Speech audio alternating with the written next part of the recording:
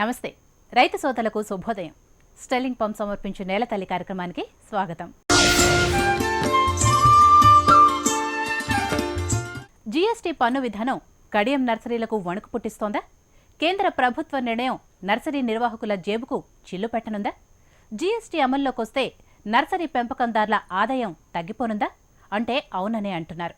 GST అమలుతో ఎలాంటి మార్పులు రానున్నాయో ఓసారి విశ్లేషిద్దాం.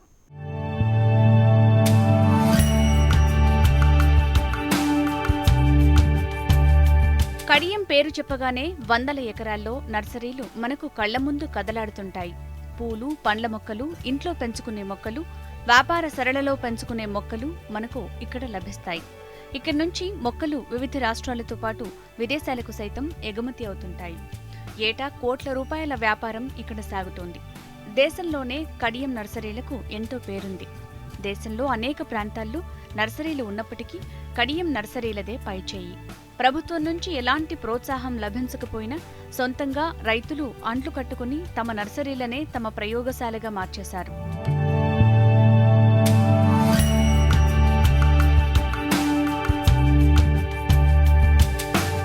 నర్సరీల నిర్వహణతో వేలాది మంది కార్మికులకు ఉపాధి లభిస్తోంది. మొక్కల పెంపకంలో రైతులే కార్మికులకు తగిన శిక్షణ ఇస్తుంటారు. ఇలా సాగుతున్న క్రమంలో కడియం నర్సరీలపై పిడుగుపడినట్టు జీఎస్టీ ట్యాక్స్ విధానంలో 15% వరకు పన్ను విధించేందుకు కేంద్ర ప్రభుత్వం ముసాయిదాలో పొందుపరిచింది. ఈ విషయం తెలుసుకున్న నర్సరీ రైతులు ఆందోళన చెందుతున్నారు. కోట్ల రూపాయలు బ్యాంకుల నుంచి వడ్డీలకు రుణాలు తీసుకుని మొక్కలు ఉత్పత్తి చేస్తుంటే మా మీద ట్యాక్స్ వేస్తారా అని నర్సరీ రైతులు ప్రశ్నిస్తున్నారు.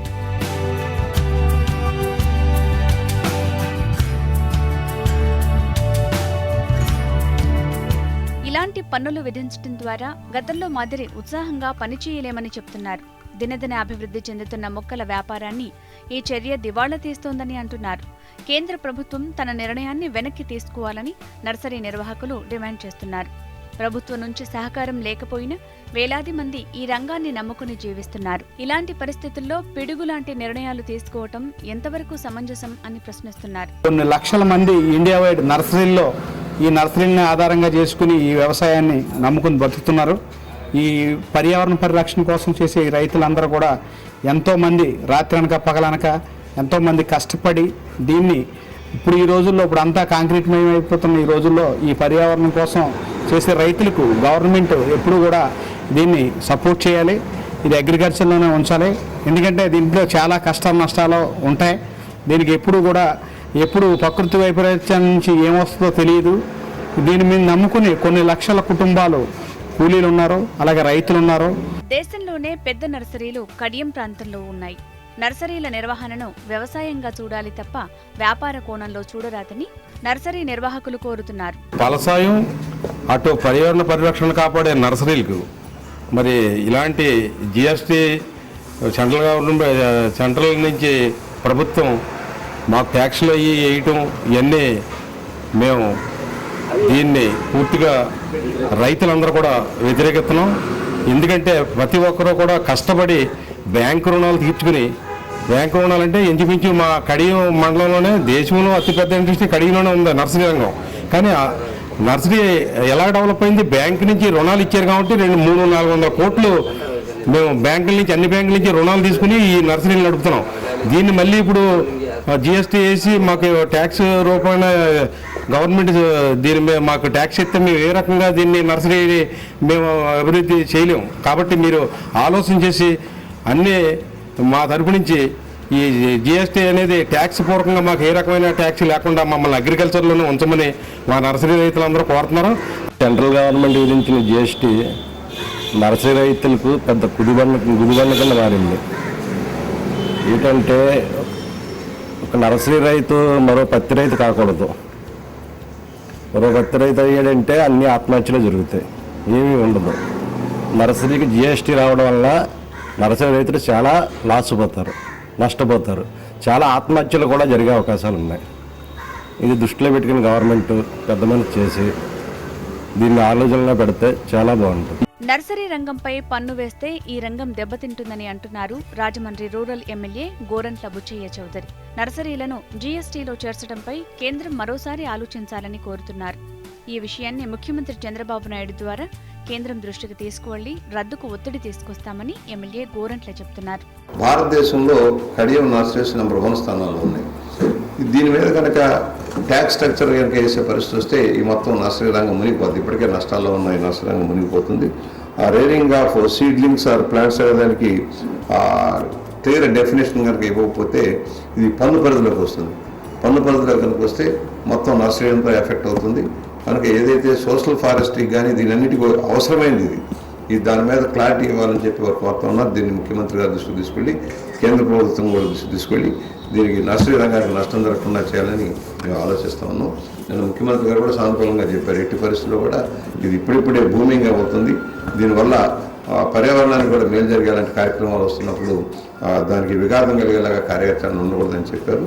ఈ రాబోయే రోజుల్లో మన పార్లమెంట్ సభ్యులు కూడా ఇచ్చి కేంద్రంలో దీని మీద ఒత్తిడి తెచ్చి ఈ ఇబ్బంది లేకుండా చేస్తాం. జీఎస్టీ విధానం నర్సరీ రైతులకు కంటి మీద కునుకు లేకుండా చేస్తోంది.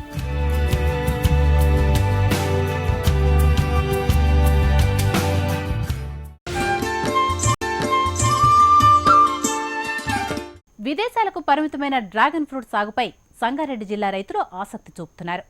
తెలుగు రాష్ట్రాల్లో ఈ సాగు అరుదైన విషయమైనప్పటికీ కొత్త పంటలను పరిచయం చేసే క్రమంలో నూతన విధానాలకు స్వాగతం పలుకుతున్నారు.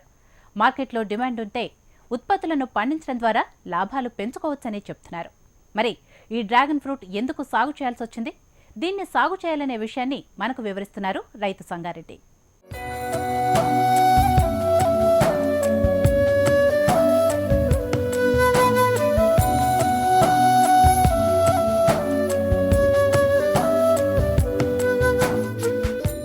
సంగారెడ్డి జిల్లా నారాయణఖేడ్ నియోజకవర్గం బొక్కాస్ గ్రామానికి చెందిన రైతు జార సంగారెడ్డికి కొత్త రకం పంటలపై అధ్యయనం చేయటం అంటే చాలా ఆసక్తి.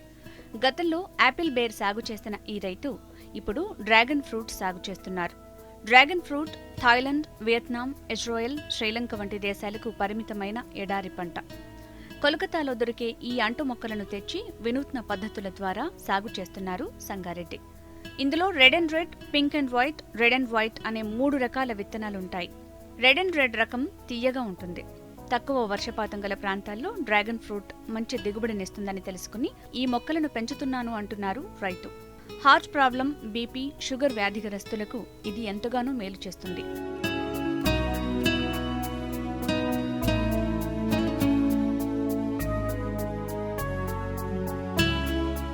ఎకరానికి 1600 మొక్కలు నాటాలి. 4 మొక్కలకు 1 పోల్ చొప్పున 400 సిమెంట్ పోల్స్ నాటారు. ఒక్కో పోల్ తయారీకి 180 రూపాయల ఖర్చు అయింది. ఒక్కో మొక్క 42 రూపాయలకు కొనుగోలు చేసి నాటారు. పంట పెట్టి 8 నెలలవుతోంది. 15 నెలలకు పంట వచ్చే అవకాశం ఉంది. సరైన యాజమాన్య పద్ధతులు పాటించడం ద్వారా 12 నెలలకే దిగుబడి వస్తుందని సంగారెడ్డి వివరిస్తున్నారు. సేంద్రియ ఎరువులు వాడటం ద్వారా ఎక్కువ దిగుబడి రావడానికి అవకాశం ఉంటుంది. ఫస్ట్ యాపిల్ బేరు ప్లాన్ చేశాను సార్. అయితే ఒక 1 ఎకర్లో యాపిల్ బేరు పెట్టాను పోయిన సంవత్సరము మార్చిలో. ఇప్పుడు మాత్రం అది బాగానే వచ్చింది క్రాపు. మళ్ళీ ఈ డ్రాగన్ చూశాను వెస్ట్ బెంగాల్లో, బాగానే అనిపించింది. పళ్ళు కూడా బాగానే వస్తున్నాయి. ఒక చెట్టుకు మినిమం ఒక సంవత్సరము 2 సంవత్సరాల తర్వాత చెట్టుకి 50-60 పళ్ళు కూడా ఉన్నాయి.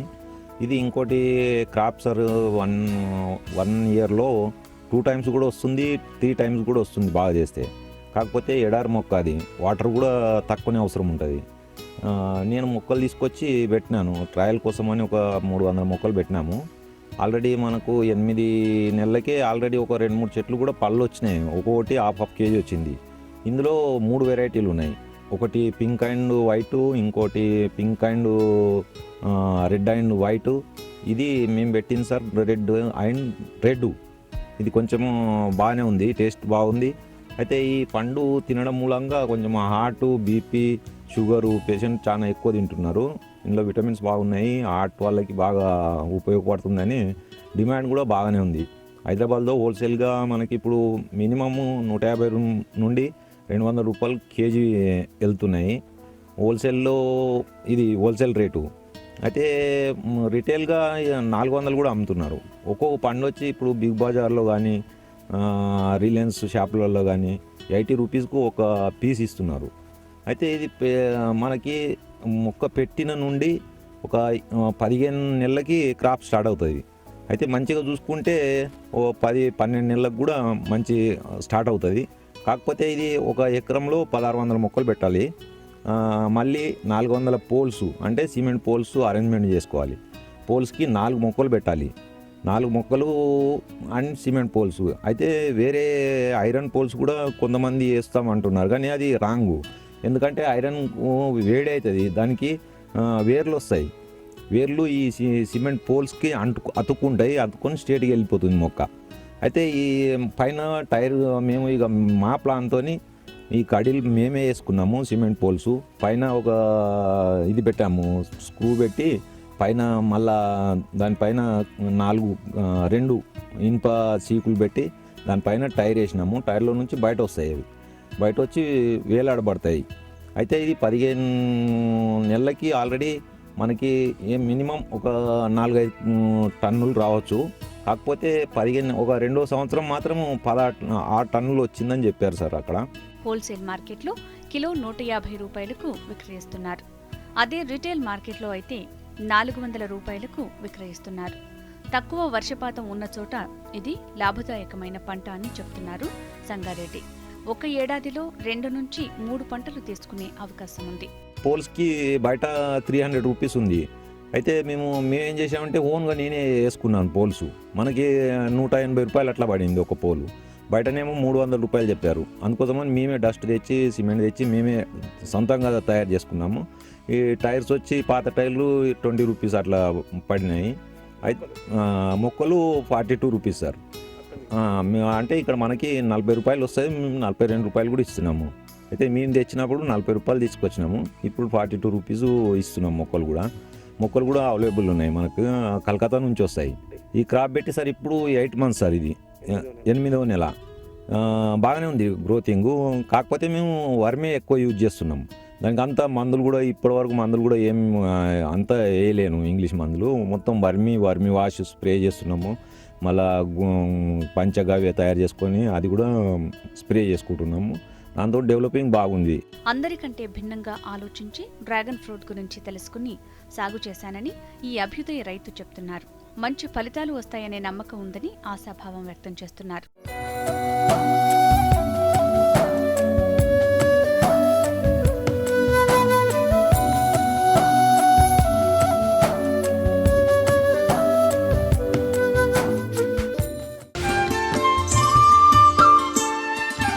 సాగునీరు పెద్దగా అందుబాటులో లేని ప్రాంతాల్లో రైతులు ఉద్యాన పంటల సాగు వైపు అడుగులు వేస్తున్నారు. ఉన్న కొద్దిపాటి నీటి వనరులతో లాభాలు పొందుతున్నారు. మిగతా పంటలతో పోల్చితే అధిక ఆదాయం ఆర్జిస్తున్నారు. సిద్దిపేట జిల్లాకు చెందిన రైతు కనకయ్య తనకున్న పొలంలో బొప్పాయి సాగు చేశాడు. కాసుల వర్షం కురిపిస్తున్నాడు.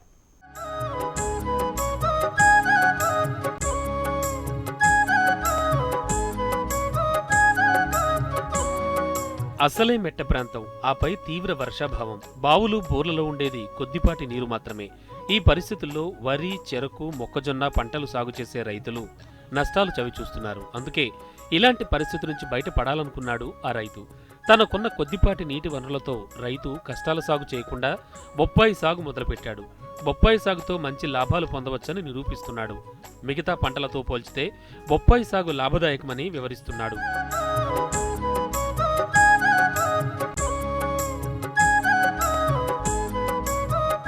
సిద్దిపేట జిల్లా అక్కన్నపేట మండలం గౌరవెల్లి గ్రామానికి చెందిన రైతు కందుకూరి కనకయ్యకు 5 ఎకరాల భూమి ఉంది. కొద్దిపాటి నీటి వనరు మాత్రమే ఉండడంతో 6 నెలల క్రితం 20 గుంటల్లో బొప్పాయి తోట సాగు చేశాడు. తోట కాపు దశకు వచ్చే వరకు మొత్తం 10,000 రూపాయల పెట్టుబడి పెట్టాడు. తక్కువ పెట్టుబడితోనే పంట కోత దశకు చేరుకుంది. సాగు ఖర్చులు పోను 1,00,000 రూపాయల వరకు ఆదాయం వస్తోందని అంటున్నాడు ఈ అభ్యుదయ రైతు.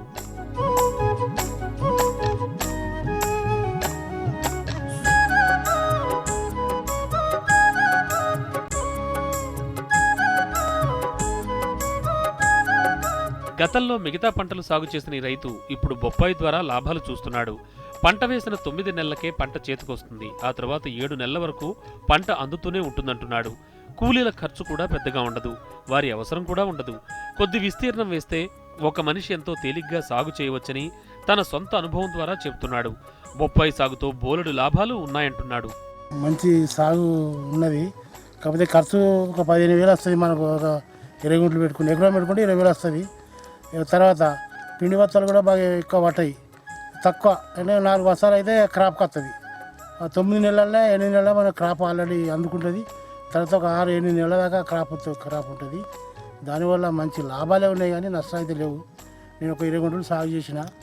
20 గుంటలు నాకు 1,40,000 దాకా వచ్చింది. గుత్తదారికి ఇచ్చిన. కాకపోతే దీని ముందు మనకు తెలియదు కాబట్టి వాళ్ళకి లాభం మస్తున్నది. ఎప్పుడు తెంపుకున్నా 3 టన్నులు 4 టన్నులు ఒక 10 టన్నుల దాకా తెంపిండు. ఇప్పుడు కూడా తెంపుకొని పోతూనే ఉన్నాడు. 10 నుంచి వెళ్ళి కనీసానికి టన్నులే తెంపుతాడు తప్ప కానీ తక్కువే తెంపుతలేడు. ఎక్కువ ఖరాబ్ వస్తుంది. దానిలో లాభాలు ఎక్కువ ఉంటాయి. ఎవరు పెట్టుకున్నా మంచిగా ఉంటుంది. ఈ పంట మంచిగా సాగు వాటర్ కూడా కొన్ని పిండి బస్తాలకు కూళ్ళకు అన్నిటికీ కూడా మంచిగా, ఎందుకంటే తక్కువ ఉంటుంది అన్నట్టు. తక్కువ ఉంటుంది, ఎక్కువ ఇబ్బంది ఉండదు. కూలర్తో ఒక్క మనిషి చేసుకోవచ్చు ఈ పని. ఎవరు కూలి లేకున్నా పర్లేదు. గడ్డి పడితే కూడా గడ్డి మందు కూడా కొట్టుకోవచ్చు పక్కన పండి. ఏం ఇబ్బంది ఉండదు. చెట్టు పైకి వచ్చిన తర్వాత గడ్డి కూడా పడది. క్రాప్ మంచిగా వస్తుంది. ఒక్కసారి తవటం పెట్టినామంటే మళ్ళీ తవటం పెట్టే అవసరం లేదు దానికి. కొద్దిగా చిలక పాక వినా నడిస్తే కాలువలు చేసినా మంచిదే. అన్ని రకాల మంచిగా ఉంటుంది. దీనివల్ల మేము కూడా ఈ వారు మళ్ళీ పెట్టి కూడా కొంచెం వర్షాలలో నష్టపోయినాం కాబట్టి మళ్ళీ పెడదామని ప్రయత్నం చేస్తాను. మళ్ళీ పెట్టుకోవాలి. ఒక ఎకరం 2 ఎకరాలు పెట్టుకునే ఉంటే కనీసం 8 లక్షల దాకా వస్తుంది. తక్కువే రాదు. అంటే ఒక 50,000 ఖర్చు వస్తుంది. 50,000లో మనం 8-9 లక్షల దాకా సంపాదించుకోవచ్చు. రైతులు ఏంటంటే ఈ పండ్ల తోటలు ఎక్కువ సాగు చేయాలి. పండ్ల తోటలు కానీ బీరకాయలు కానీ బొప్పాయి కానీ ఇట్లాంటి పండ్ల తోటలు పెడితేనే మంచి సాగు ఉంటుంది. రైతుకు కొద్దిగా మంచి బెనిఫిట్ ఉంటుంది. రైతుల కష్టాల సాగును విడిచి లాభాలనిచ్చే ఉద్యాన పంటల సాగు వైపు కదలాలంటున్నాడు ఈ అభ్యుదయ రైతు.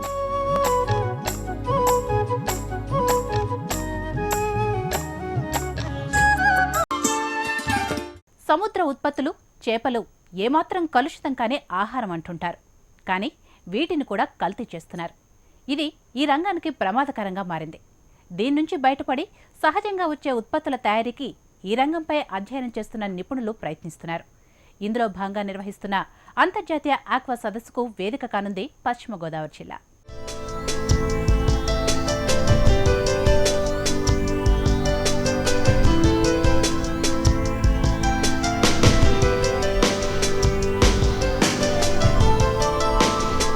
తెలుగు రాష్ట్రాల్లో ఉభయ గోదావరి జిల్లాలతో పాటు నెల్లూరు, కృష్ణా జిల్లాలో వేలాది చెరువుల ద్వారా చేపలు ఉత్పత్తి చేస్తున్నారు రైతులు. దేశంలో ఉత్పత్తి అవుతున్న చేపల్లో ఇక్కడి నుంచి ఎక్కువగా ఉత్పత్తి అవుతున్నాయి. ఈ క్రమంలో ఈ రంగంలో తీసుకురావాల్సిన మార్పులు, కొత్త అధ్యయనానికి సంబంధించి ఈ నెల 11 నుంచి 4 రోజుల పాటు సదస్సు నిర్వహించనున్నారు. ప్రాఫిట్ ఆన్ ఆక్వాకల్చర్ 2017 పేరిట నిర్వహిస్తున్న సదస్సుకు చైనా, యూకే, బ్యాంకాక్, తైవాన్, ఇండోనేషియాతో పాటు వివిధ దేశాలకు చెందిన వ్యాపారవేత్తలు, శాస్త్రవేత్తలు హాజరు కానున్నారు. ఆక్వా ఉత్పత్తులు పెంచడమే లక్ష్యంగా ఈ సదస్సు జరగనుంది.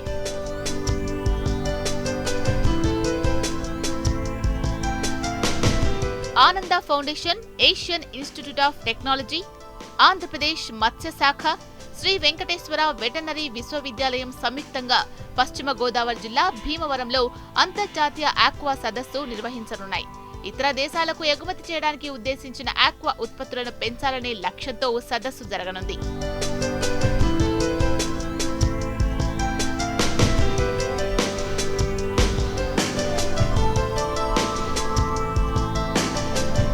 మన దేశం నుంచి ప్రతి ఏటా 32 కోట్ల రూపాయల రొయ్య ఎగుమతులు జరుగుతున్నాయి.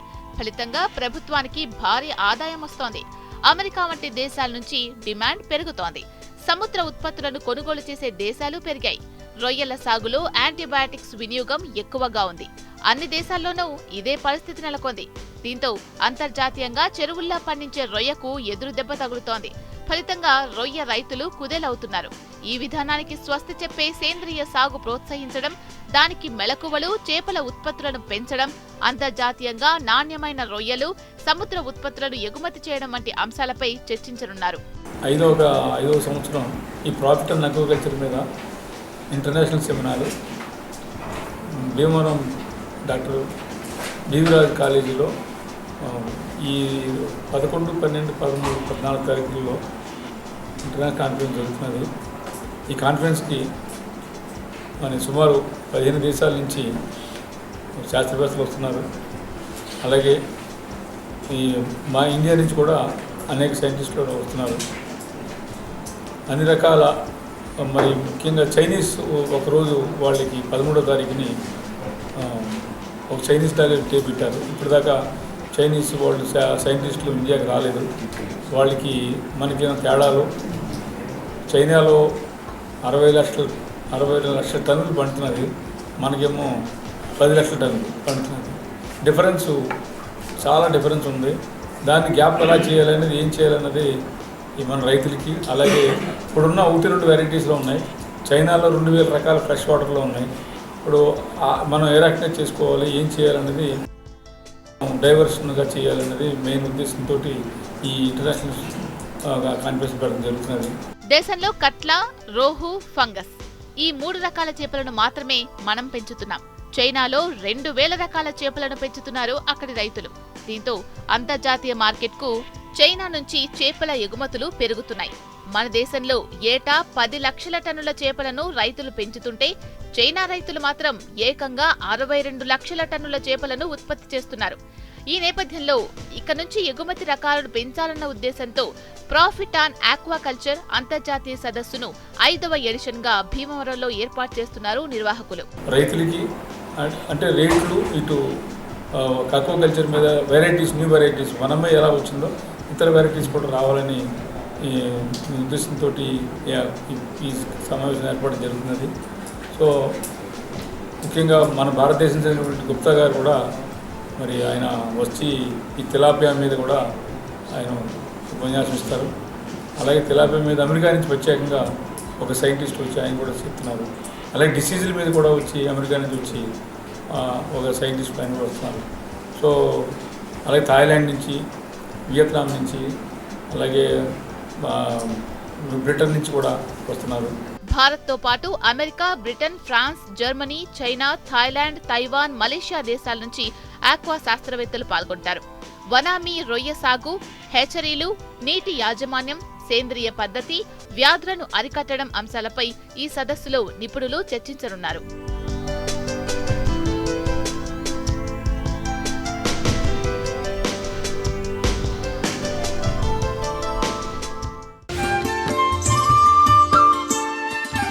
ఇది ఇవాల్టి స్టెర్లింగ్ పంప్ సమర్పించు నేలతల్లి కార్యక్రమం.